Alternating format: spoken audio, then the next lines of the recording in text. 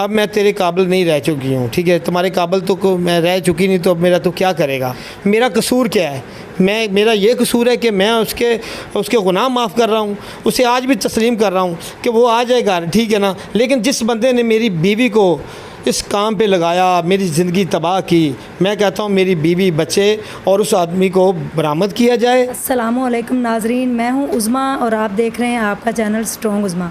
नाजरीन, अगर देखा जाए तो मियाँ बीवी का रिश्ता बड़ा नाजुक भी होता है और सबसे जो अच्छा रिश्ता होता है वो मियाँ बीवी का होता है और एतमाद वाला होता है। लेकिन इसमें ज़रा सी भी दोनों की तरफ से अगर कोई बात हो तो ये रिश्ता कच्चे धागे से भी ज़्यादा कमज़ोर होता है, फ़ौरन टूट जाता है। लेकिन अगर देखा जाए तो इससे स्ट्रॉन्ग रिश्ता कोई नहीं है। अगर आप अपने हस्बैंड को या वाइफ को किसी भी हाल में किसी के साथ देख लें तो पहली बात तो है कि आप उसके ऊपर पर्दा डालें, और अगर वो नहीं बाज आते फिर उनको समझाएं प्यार से, अगर नहीं तो फिर उनको छोड़ दें। हमारा इस्लाम भी यही कहता है। मेरे साथ आज एक भाई मौजूद हैं जिनका नाम है अब्दुल रहमान साहब। एक इंसान अपनी बेगम को किसी के साथ देखता है लेकिन उसके बाद भी वो उसको माफ़ करने के लिए तैयार हो जाता है। इसके लिए कोई मर्द को शेर जितना ही जिगरा चाहिए होगा। बात करते हैं अब्दुल रहमान साहब से कि इनकी बेगम के रिलेशन थे किसी के साथ, लेकिन उसके बावजूद ही उनको माफ़ क्यों करना चाहते हैं। इस्लाम में जो बताया गया है उसकी खातर या वजह कुछ और है। अस्सलाम वालेकुम। वालेकुम सलाम। अब्दुल रहमान भाई, आप मुझे बड़े ही परेशान लग रहे हैं और रोए हुए भी काफ़ी लग रहे हैं। जो हादसा ये आपके साथ पेश आया, आपकी शादी को कितने साल हो गए हैं और आपके कितने बच्चे हैं, और बेगम का रिलेशन किसी के साथ कैसे हुआ है, वो आदमी कौन है?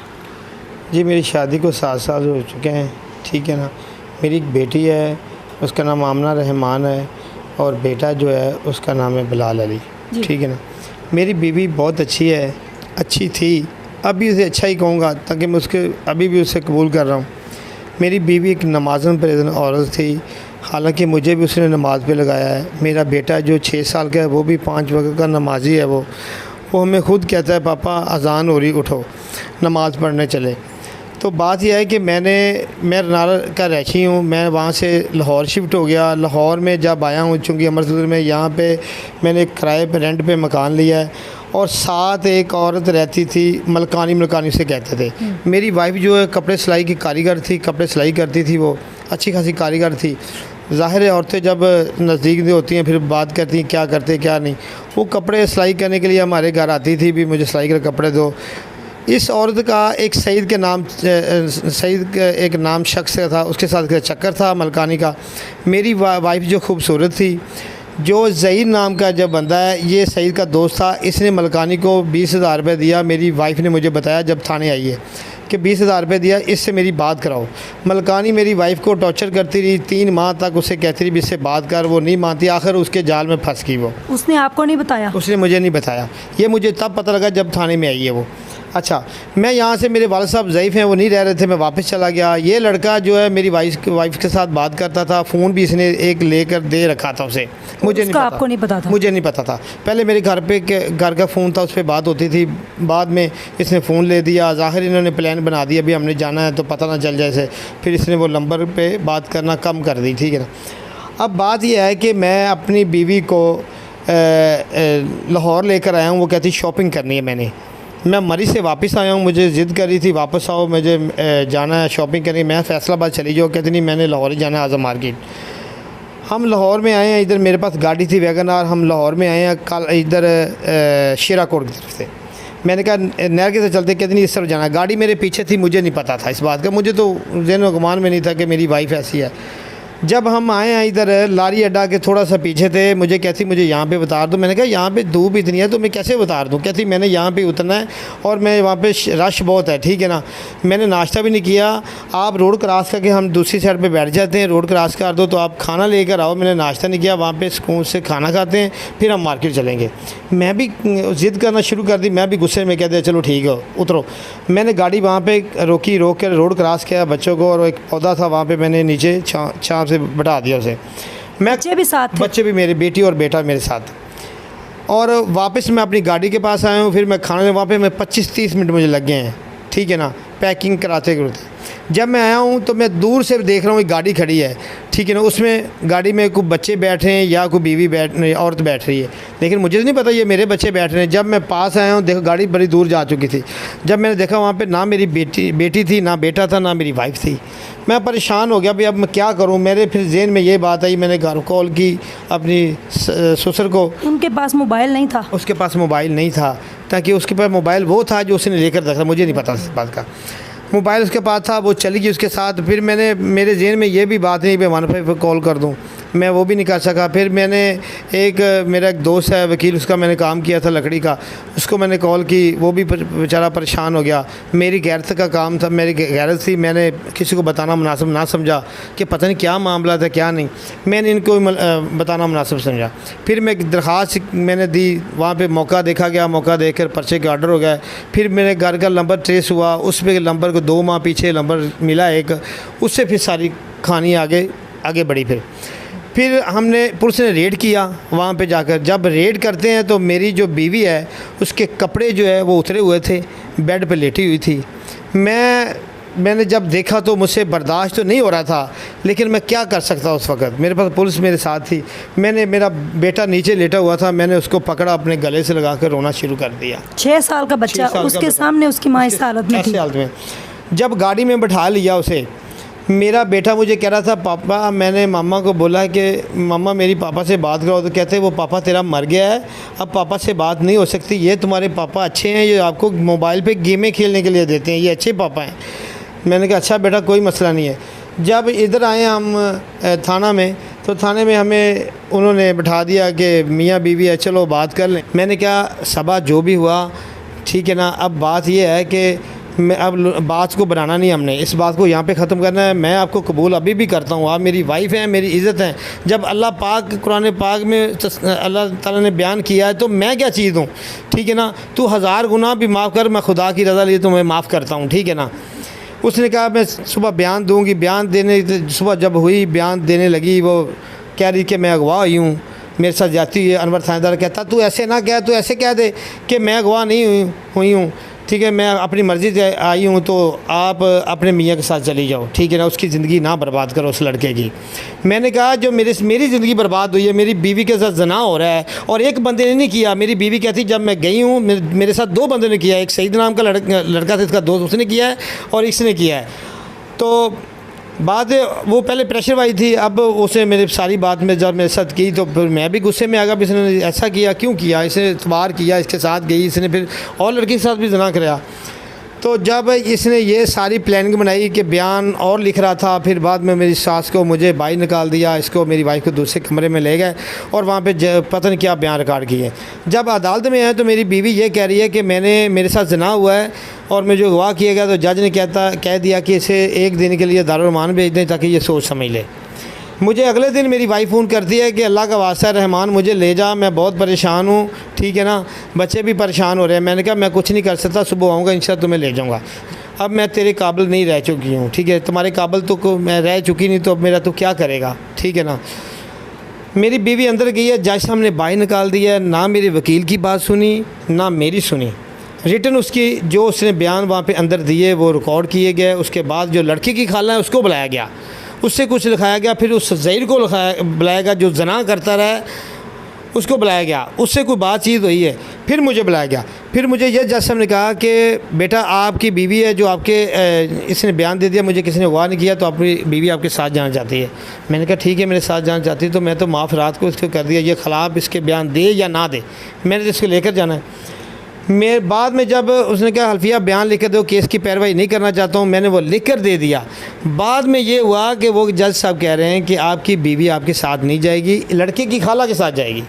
मैंने कहा जो लड़के की खाला हैं वो मेरी रिश्तेदार नहीं है, मेरी कुछ लगती नहीं है, मैं राजपूत पट्टी हूँ, वो राणे हैं, हमारा कोई रिश्ता नहीं है। आप दारुल-मान भेजें, इसकी माँ के साथ भेजें, मेरे साथ भेजें, आप इसके साथ नहीं भेज सकते हैं। जज साहब ने मेरी बात नहीं सुनी और उसके साथ भेज दी। तो मैंने फिर बाहर आया हूँ, बाहर में अपनी वाइफ के मैंने पाँव पकड़े हैं, वो वहाँ पे मेरे वीडियो भी होगी शायद कि मैंने उसके पाँव पकड़े हैं। वो कहती मैं मजबूर हूँ रहमान, मुझे ना परेशान कर। फिर मैंने अपनी गैरत मेरी जागी, मैंने कहा मैं क्या कर बैठा हूँ, मैंने लिख कर भी दे दिया, सारा कुछ दे दिया। मेरी वाइफ ये कह रही है इससे बेहतर है कि मुझे मर जाना ही चाहिए। मेरे ज़हन में फिर जो बात आई फिर मैंने वही किया।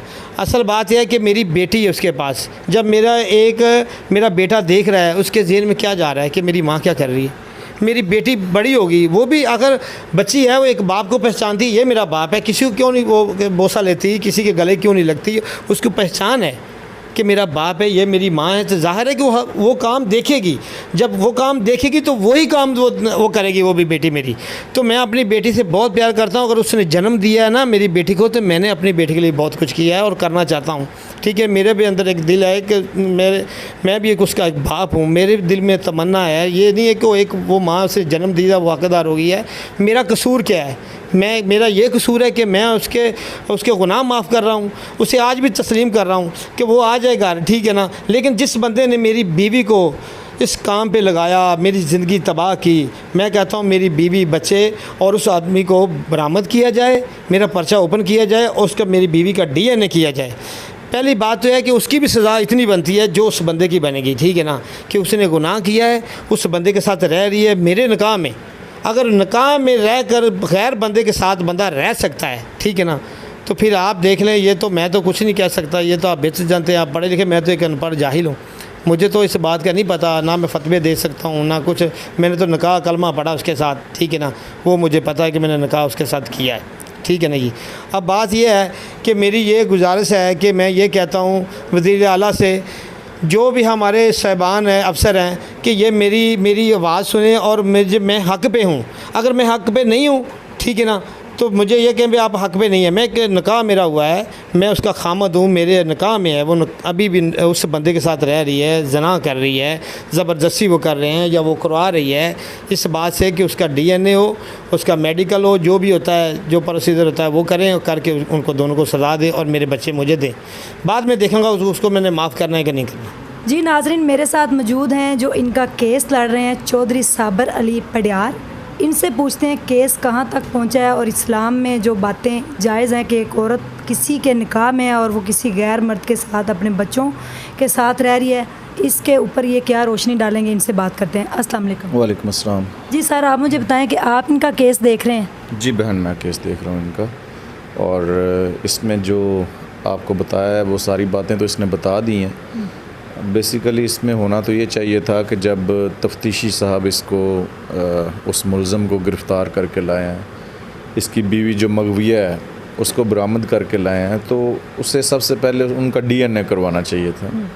और जैसा कि ये कह रहा है कि इसकी बीवी ने उसको बारहा बाका है कि मैं अगवा हुई हूँ, मेरे साथ ज़ना हुआ है और मेरा DNA करवाया जाए, तो उसका इस चीज़ पे ज़िद करना कि आप DNA ना करवाओ, आपकी ज़िंदगी बर्बाद हो जाएगी, DNA करवाने पे आप अदालतों के चक्कर काटती रहोगी, ये इसके साथ ज़्यादती हुई है। एक और भी कल्चर है को पंचायत सिस्टम वाला जी। मैंने उस वे में भी उसके बाप से बात की, उस लड़के के बाप से मैंने बात की। मैंने कहा कि इस तरह है कि उस बेचारे के बच्चे छोटे हैं और आपका लड़का जिसने ये हरकत की है वो भी शादीशुदा पहना। वो आई थिंक उन्होंने ना इस तरह के केसेस में जो होता है नॉर्मली वो ये होता है कि जब लड़की लड़के के पास जाती है, अगर वो मैरिड हो तो उसका खुला का केस कर देते हैं। और उस दिन उन्होंने अदालत में ये भी कहा था कि इसने खुला का केस दायर कर दिया हुआ है, लेकिन इट डजेंट मीन कि उसको खुला हो गया है। और खुला होने के बाद उसकी जो है वो जो उसका प्रोसीजर है उसने कंप्लीट होना है, उसके बाद उसकी इद्दत जो है वो कंप्लीट होनी है। तो वो कानूनन और शरन जो है वो उसके साथ जो है वो नहीं रह सकती, क्योंकि इसकी मनकूह है, इसके निकाह में है। अब इसके निकाह में होते हुए उसी बंदे के साथ वापस भेज देना, ये समझ से बालातर है, ये ज़्यादती है सर। ये ज़्यादती है। मेरी बीवी तो चली गई है, अब क्या मैं अपनी बेटी को भी इसी रास्ते पे जो है वो धौंस दूँ? क्या मेरी बेटी के लिए जो रास्ता ये है कि यार ये रास्ता जो है वो काबिल कबूल है हमारे लिए? तो ये इसी चीज़ से रोता है, पीटता है, और ये जो बार बार जो मदद के लिए कह रहा है वो ये कह रहा है कि मेरे साथ जो है वो पुलिस ने जो पुलिस में इसमें मैं सबको नहीं मुलव्वस कर रहा, जो मुतल्लका इन्वेस्टिगेटिंग ऑफिसर है, चूँकि FIR दर्ज होने के बाद जिस पुलिस ऑफिसर को वो तफ्तीश सौंप दी जाती है, वो पुलिस ऑफिसर सिर्फ जो है वो उसके लिए रिस्पॉन्सिबल होता है कि उसने उसकी तफ्तीश के किन पहलुओं को जो है वो देखा है, क्या उसने देखा है, उन पे अमल दरामद नहीं होता। सज़ाएं हो जाती हैं, अमल दरामद नहीं होता। अगर एक भी अमल दरामद हो जाए तो आने वाले जो लोग हैं वो इससे ज़रूर सबक हासिल करेंगे। इसी के साथ दीजिए इजाज़त। Thank you so much.